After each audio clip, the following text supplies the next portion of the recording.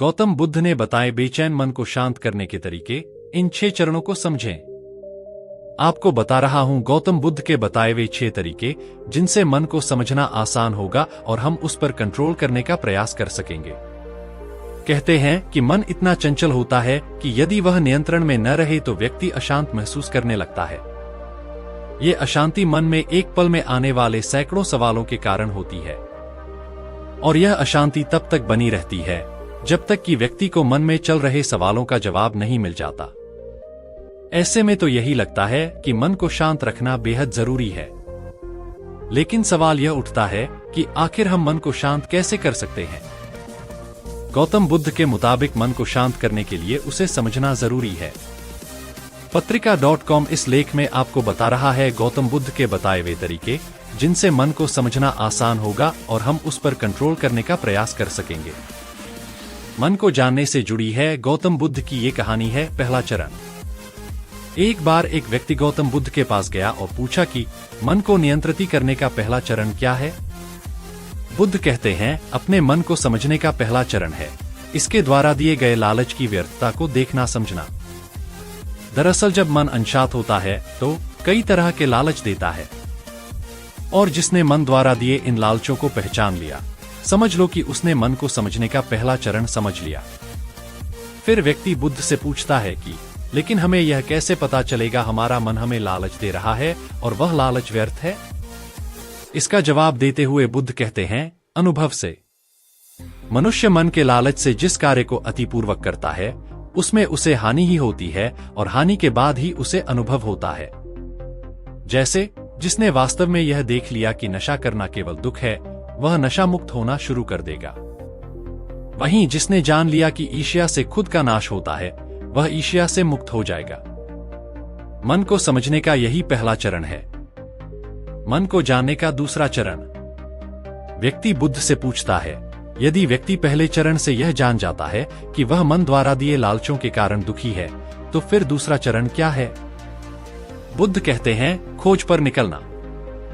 दूसरे चरण के लिए ऐसे व्यक्ति की खोज पर निकलना होगा जो पहले ही अपने मन को जानकर इससे मुक्त हो चुका है। दरअसल एक ऐसा ही व्यक्ति तुम्हारा मार्गदर्शन कर पाएगा। मन को जानने का तीसरा चरण। व्यक्ति कहता है कि लेकिन ऐसे व्यक्ति की पहचान कैसे होगी? बुद्ध कहते हैं यही तीसरा चरण है। सुनना ही अपने मन को समझने का तीसरा चरण है। व्यक्ति कहता है क्या इसे देखकर पता नहीं किया जा सकता?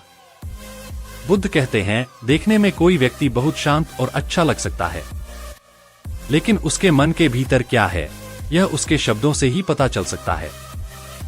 लेकिन किसी की बातों पर तब तक विश्वास नहीं करना चाहिए जब तक कि वह तुम्हारे विवेक की कसौटी पर खरा न उतरे। मन को जानने का चौथा चरण।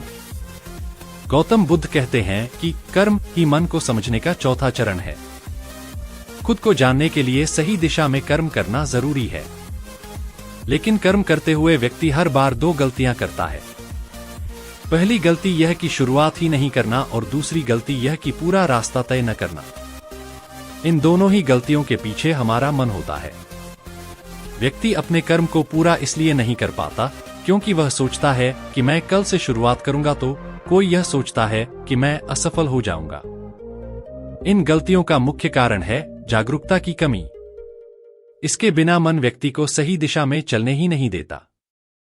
मनाया जाएगा यहाँ जाने क्यों माना जाता है स्नानदान का महत्व धनवान और खूबसूरत होते हैं मूलांक 6 वाले लोग, यहाँ जाने इनकी खूबियां इस फील्ड में बनाना चाहिए करियर। मन को जानने का 5वां चरण। गौतम बुद्ध कहते हैं कि मन को जानने और समझने का 5वां चरण है जागरूकता। इसीलिए हर कार्य को जागरूकता के साथ करें। बिना जागरूकता के साथ किया गया कार्य या फिर जिया गया क्षण मृत्यु के समान है। व्यक्ति बुद्ध से पूछता है अपने जागरूकता के स्तर को कैसे बढ़ाया जा सकता है? बुद्ध ने जवाब दिया ध्यान से। मन को जानने का 6ठा और अंतिम चरण। ध्यान ही मन को जानने, समझने और नियंत्रित करने का अंतिम चरण है। यानी ध्यान ही वह नाव है जिस पर बैठ मन रूपी नदी को पार किया जा सकता है। जिस व्यक्ति ने इन शुरुआती 5 चरणों से मन को जान लिया, उसने अपन मन को जीत लिया, उस पर काबू पा लिया। मित्रों, आपको यह कहानी कैसी लगी हमें कमेंट करके जरूर बताएं।